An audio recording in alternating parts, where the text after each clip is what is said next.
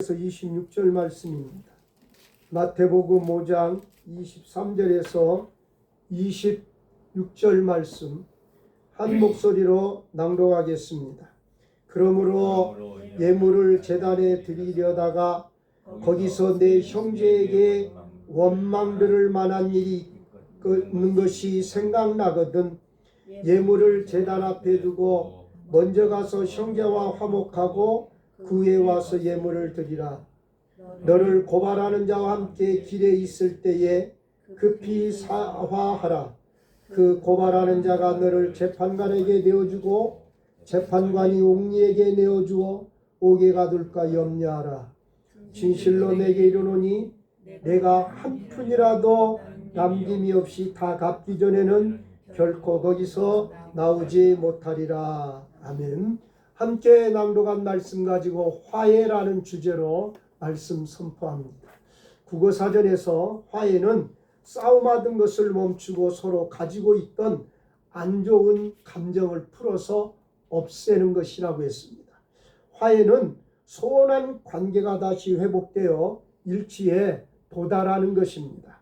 성경에는 주로 하나님과 인간의 화해를 다루고 있습니다. 아담의 타락 이후에 인간은 창조주인 하나님으로부터 소외되었습니다. 그리하여 인간은 하나님과 원수가 되었습니다.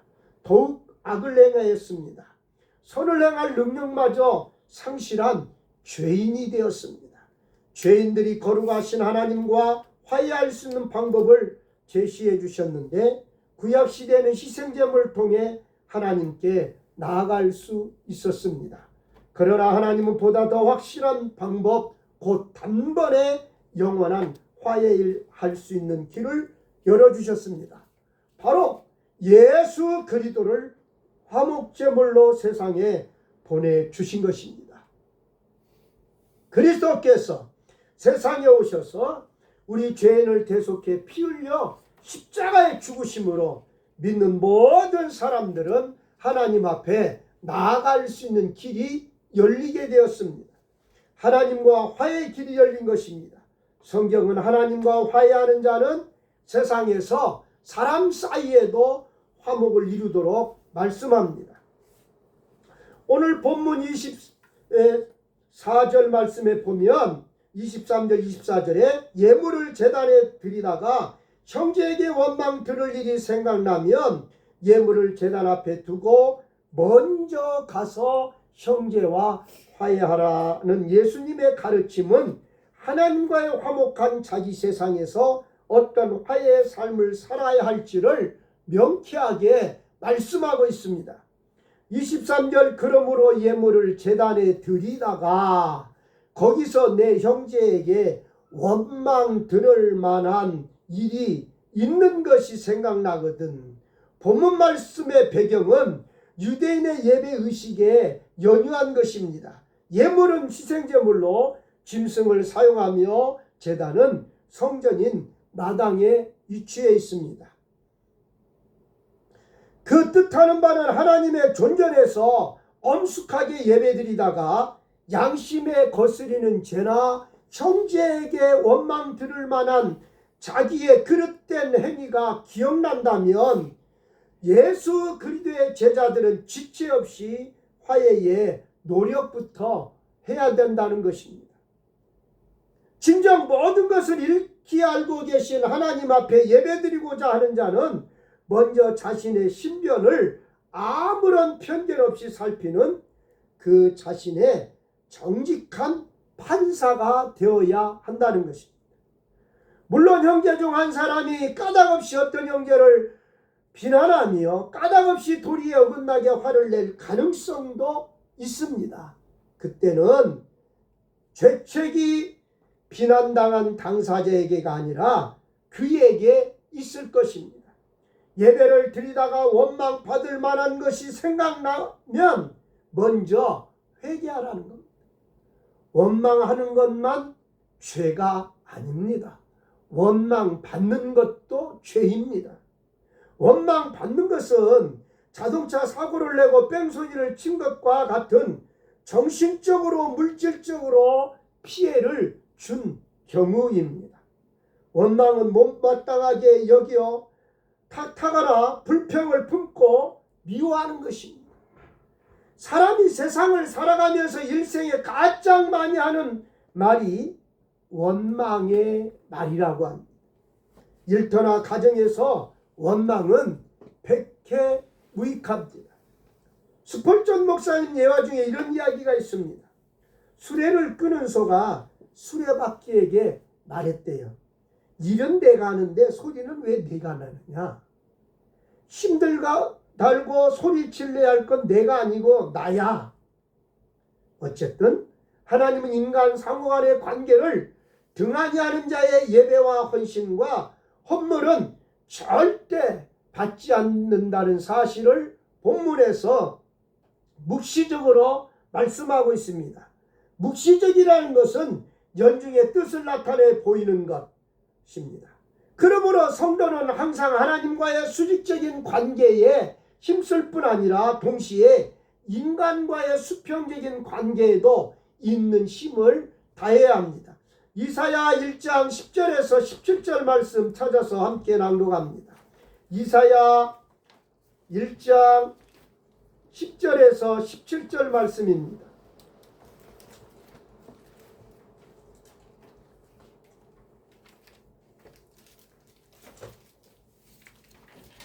이사야 1장 10절에서 17절 말씀입니다.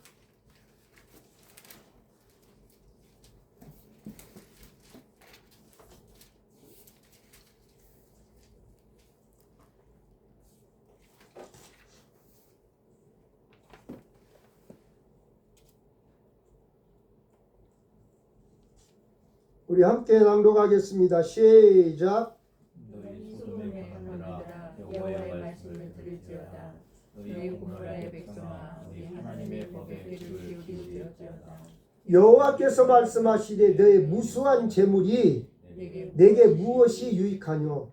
나는 수량의 번제와 살찐 짐승의 기름에 배불렀고 나는 수송아지나 어린 양이나 수겸수의 피를 기뻐하지 아니하노라.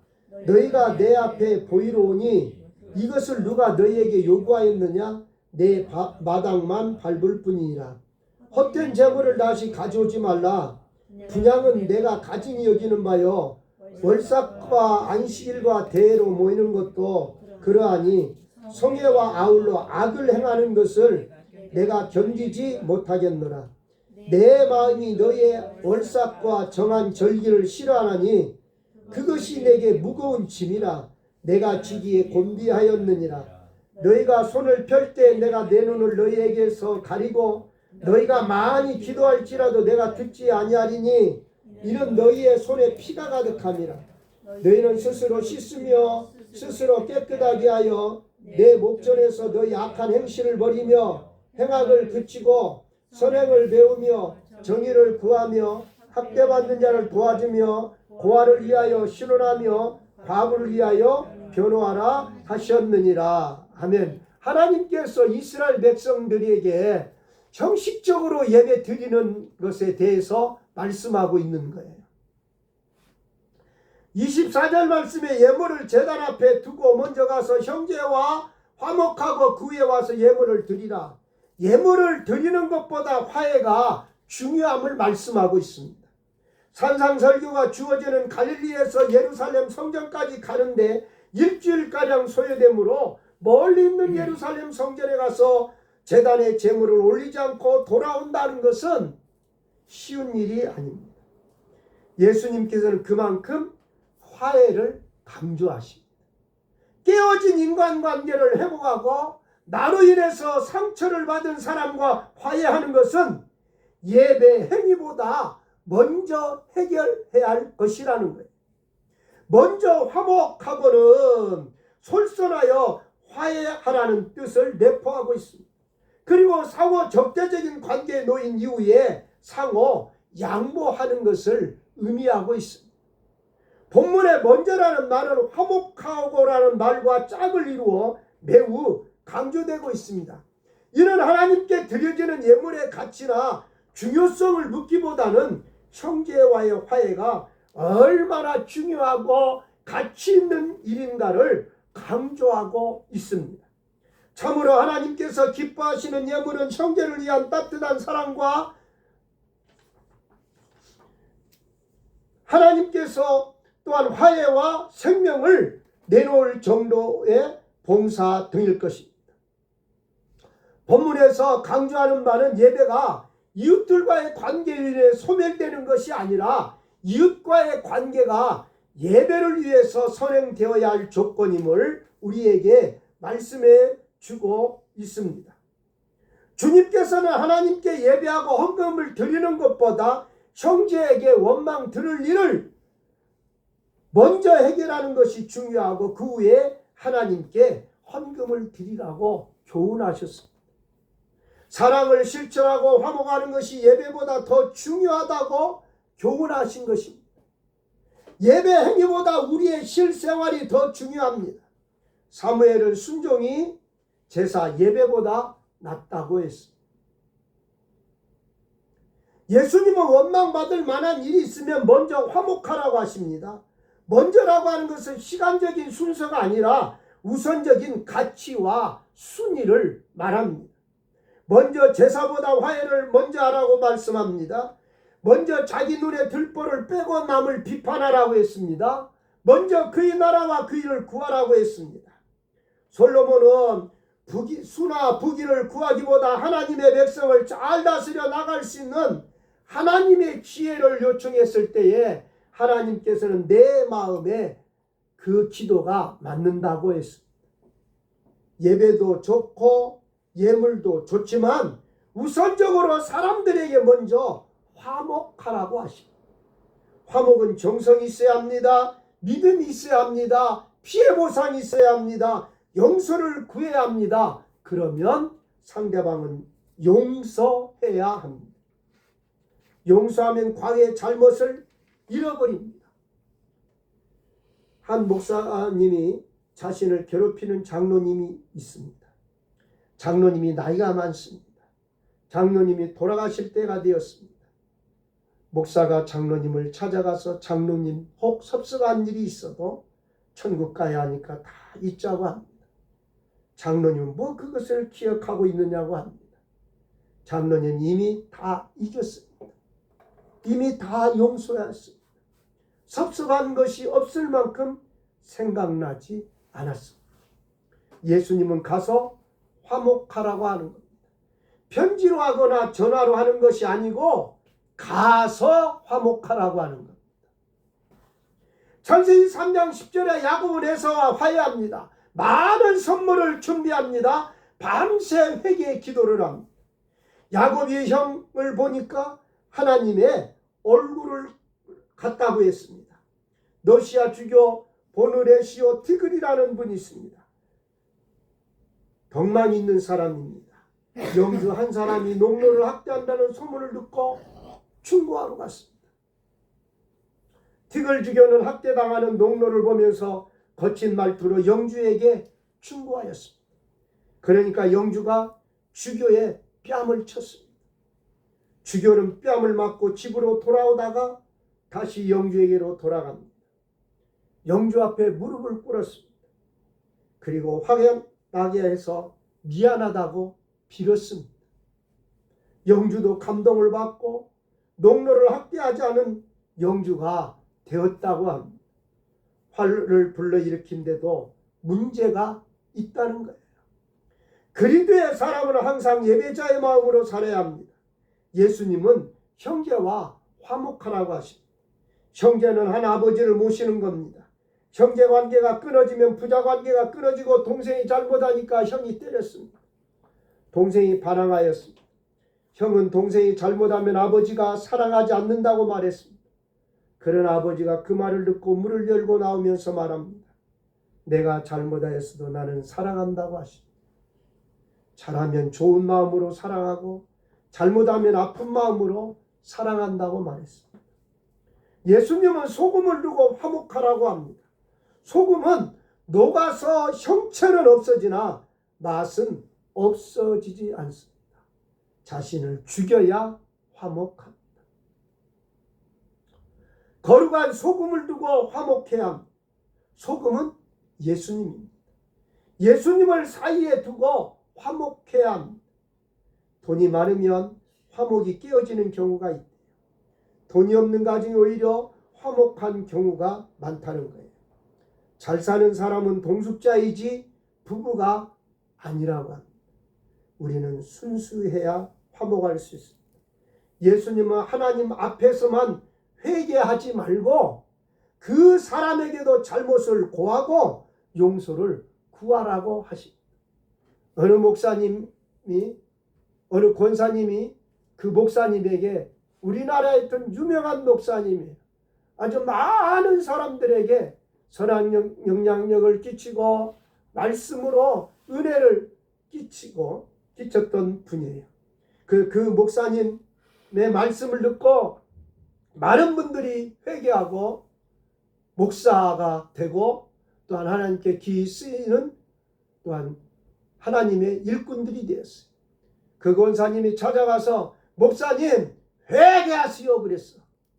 그랬더니 그 목사님이 하는 말이, 나는 회개할 거 없어. 나는 하나님 앞에 회개했으니까 사람 앞에 회개할 필요가 없다고 말했다는 거예요. 근데 우리 주님은 하나님 앞에서만 회개하지 말고 그 사람의 잘못을 고하고 용서를 구하라고 그랬거든요.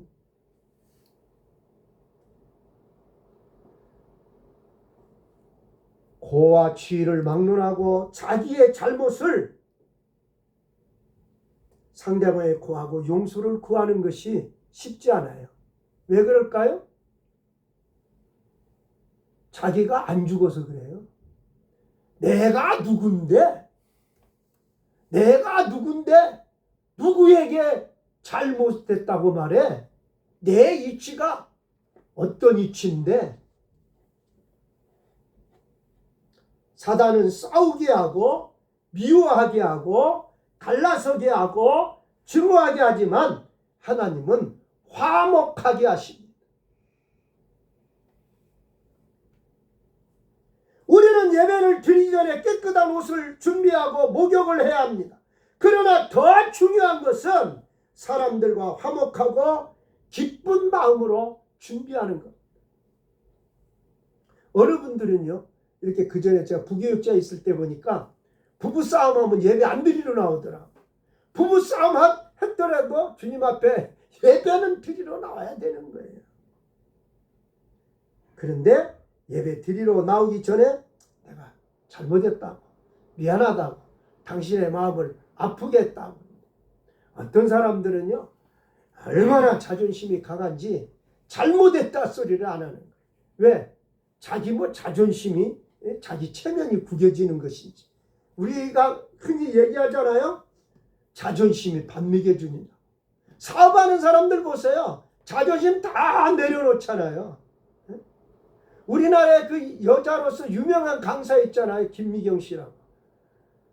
자기 남편하고 자기 가족, 회사 사람들하고 가족하고 부산으로 야유회를 갔는데 자기 남편 보니까 얼마나 불쌍한지 모르겠더라고요. 자기 상관에게 그냥 굽신굽신하고 상관이 말하면 그대로 다 하고 너무너무 불쌍하더래. 그 모습을 보니까. 내 남편이 우리를 먹여 살리려고, 우리 자식을 먹여 살리려고 저렇게 자존심도 내버리고 저렇게 하며 살아가는구나. 많은 사람들이 다 그래요. 대다수 사람들. 사업하는 사람들, 직장생활하는 사람들 다 그래요. 화목하기가 얼마나 어려운지 잠언 18장 19절에 노엽게 한 형제와 화목하기가 견고한 성을 취하기보다 어려운즉 이러한 다툼은 산성 문빗장 같으니라고 했어요. 노엽게 한 형제를 용서하고 화목하기가 견고한 성을 취하기보다 어렵다는 거예요. 우리가 사극을 보면 성이 얼마나 견고합니까? 그 성을 취하기보다 어렵다는 거예요.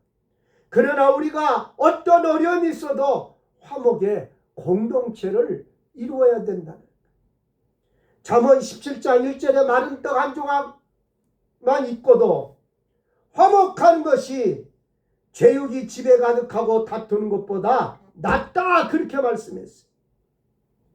집안에 먹을 것이 가득하고 불화하며 사는 것보다 먹을 것이 없어도 화목하는 것이 낫다는 거예요. 잠언 21장 9절에 다투는 여인과 함께 큰 집에 사는 것보다 움락에서 사는 것이 낫다 그랬어요. 그래서 어떤 사람은 이 말씀을 문자적으로 생각해서 날마다 부인과 싸우느니 차라리 저 고시원이나 고시텔 가서 살아야 되겠다. 그렇게 나가서 사는 사람도 있대요. 행복하고 화목한 가정이 재물과 제육보다 언제나 더 소중하고 고귀하다는 거예요. 히브리서 12장 14절에 화목함이 없이는 주를 보지 못한다고 하셨어요. 형제가 말하는 것을 더 이상 들을 수 없는 사람은 소리도 들리지 않는다고 했습니다. 순교자는 화목한 사람, 순교자는 맞아 죽습니다. 죽으면서 죽이는 자를 위해 용서해달라고 기도합니다. 그 사람이 순교자입니다. 예수님이 죽을 때 너희를 두고 보자 다 쓸어버리겠다고 하지 않았습니다. 그렇게 하셨다면 살았을 때 모든 공로와 덕행이 사라졌을 것입니다. 예수님이나 스데반 집사님이나 또한 우리 믿음의 신앙의 선조들은 순교하면서도 저들의 죄를 용서해달라고 오히려 기도했던 것입니다.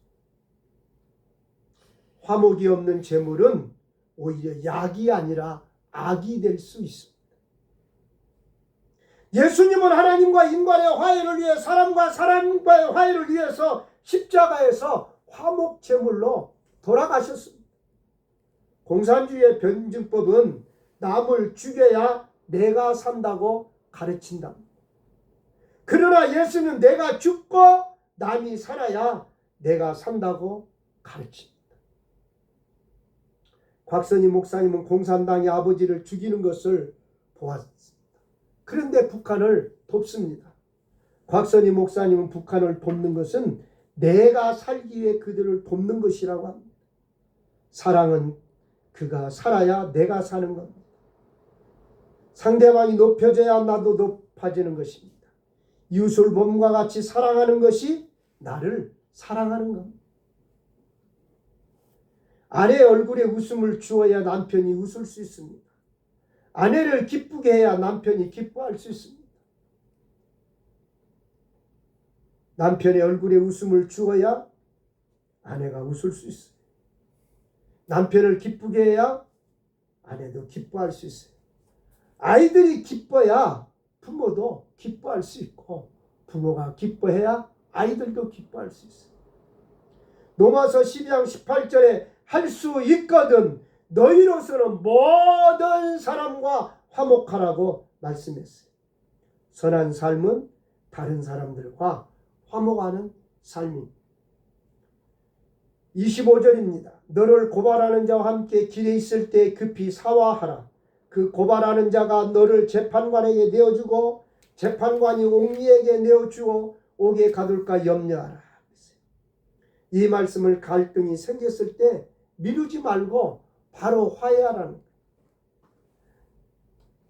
사화라는 말은 송사를 개인끼리 서로 좋게 풀어버리는 것이고 원한을 풀고 서로 화평하는 것을 사화라고 해요. 옥리는 감옥에서 죄수를 감시하던 관리입니다. 형벌에 관한 일을 심리하던 관리입니다. 본 비유에서 채무자는 예로부터 내려오는 일처리에 관습에 따라서 그의 형제에게 악을 행한 사람임이 분명합니다. 고대 세계에서는 채무자는 채무를 모두 변제할 때까지는 옥에 갇히게 되었으며 많은 채권자들이 이렇게 해결 짓는 것으로 만족했다고 합니다. 지금도 마찬가지잖아요. 내가 갚을 돈이 없으면 감옥에서 그 죄값을 치르는 것을 우리는 알 수가 있어요. 누가복음 12장 57절에서 59절에서는 이 상황을 응용하면서 회개할 줄 모르는 이스라엘로 하여금 너무 늦기 전에 하나님과 화해하도록 경고하였습니다. 만일 시비가 있어 법정에 갈 때 법정 밖에서 문제를 청산해야 합니다. 그 순간을 놓쳐버리면 더 이상의 화해의 기회는 오지 않을 것입니다. 그 이후에는 오직 지옥의 고난에 직면하게 될 것입니다. 길에 있을 때라는 말은 누가의 기록에 근거해 볼 때 법정의 시비를 가리기 위해 가는 도중임을 알 수가 있습니다. 그런 점에서 이 길은 마지막 기회의 장이라고 여겨집니다. 이때 필요한 것은 급히 화해하는 겁니다. 인간은 어떤 일을 쉽사리 미루어 버리는 게으른 경향성이 있기 때문에 기회가 주어진 이상 더 이상 지체하지 말아야 한다는 것입니다. 그리하여 형제에게 마음을 다한 화해 화목을 도모해야 할 것입니다.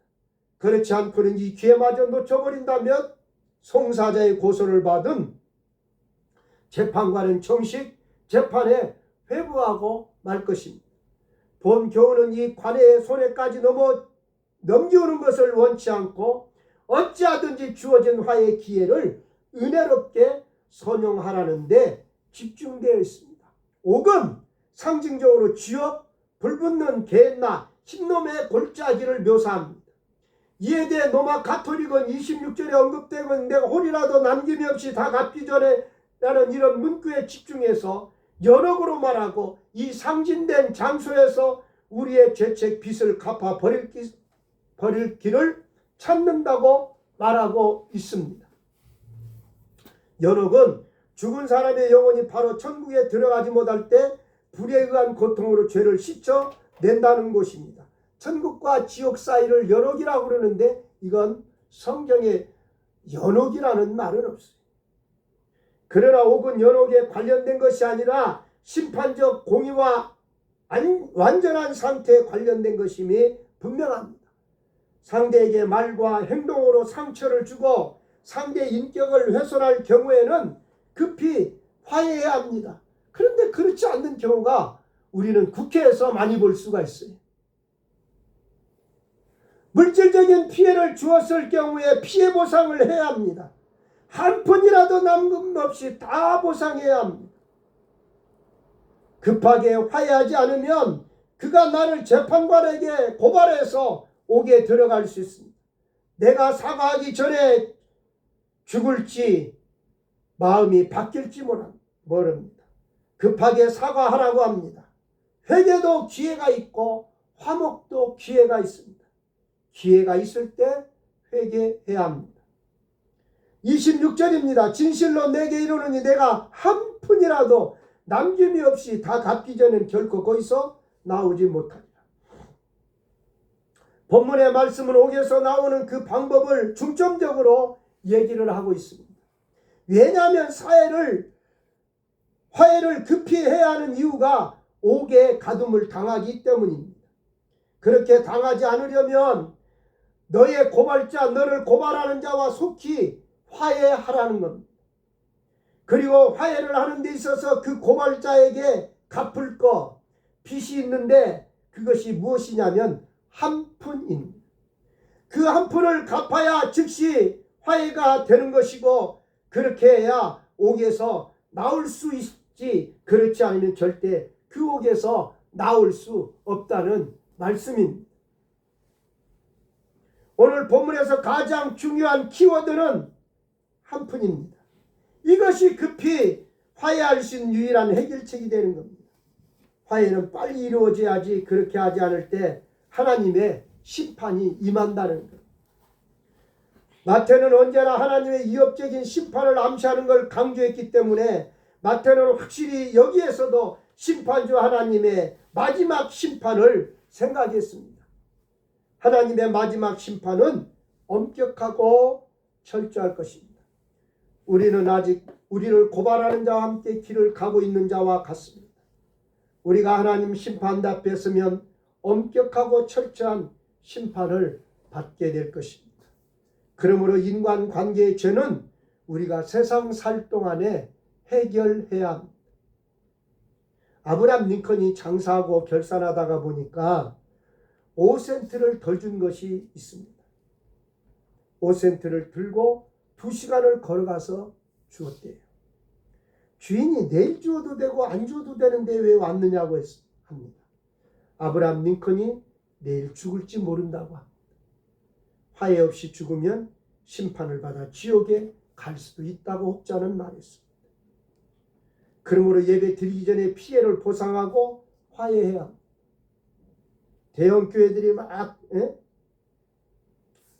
싸우면서도 예배 드리는 것은 그들은 이사야 1장 10절에서 17절에 나오는 말씀과 같은 거예요. 화해하지 않고 예배 드리는 거예요. 하나님이 받지 않는 예배 드리는 거예요. 종교 노릇하고 있는 거예요. 마귀에게 쓰임받고 있는 거예요. 근데 자기들은 마귀에게 쓰임받고 있는지도 알지 못하는 거예요. 종교 행위, 종교 노릇하고 있는 것을 알지 못하는 거예요.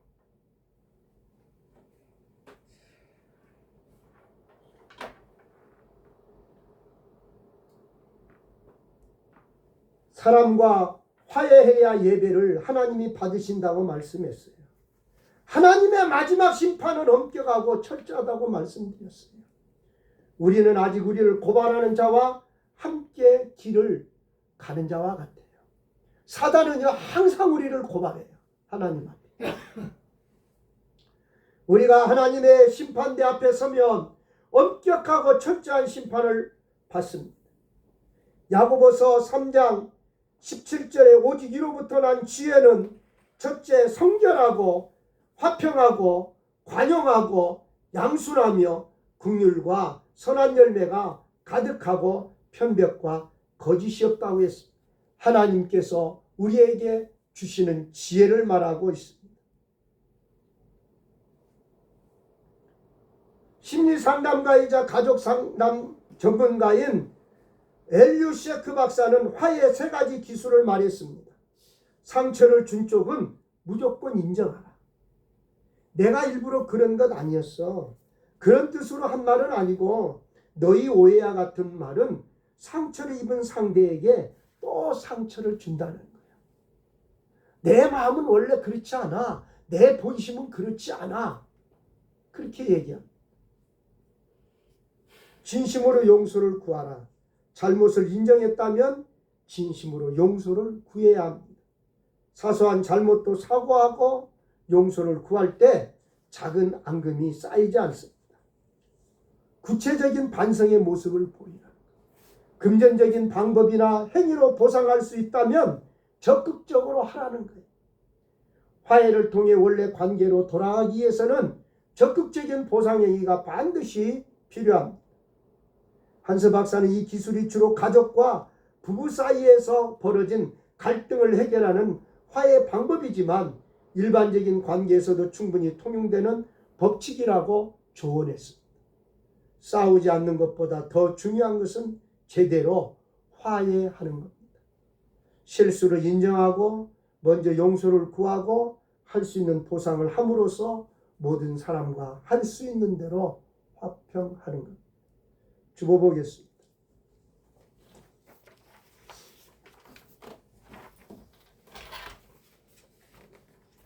우리는 마음으로 남을 미워하지 말고 형제에게 까닭없이 화를 내지 말고 남을 깔보아 업신여기는 욕을 하지 말아야 합니다. 다른 사람을 미워하는 것은 마음으로 그를 죽이는 일입니다. 우리는 믿는 형제와 이웃을 미워하지 말아야 합니다. 우리는 서로 사랑하고 화목해야 합니다. 우리는 이웃을 우리 몸같이 사랑하고 주께서 주신 새 계명대로 서로 사랑해야 합니다. 또 할 수 있는 대로 모든 사람과 화목해야 하며 서로 사이좋게 지내야 합니다. 그러려면 어떻게 해요? 내가 죽어야 돼. 내가 죽어야 돼.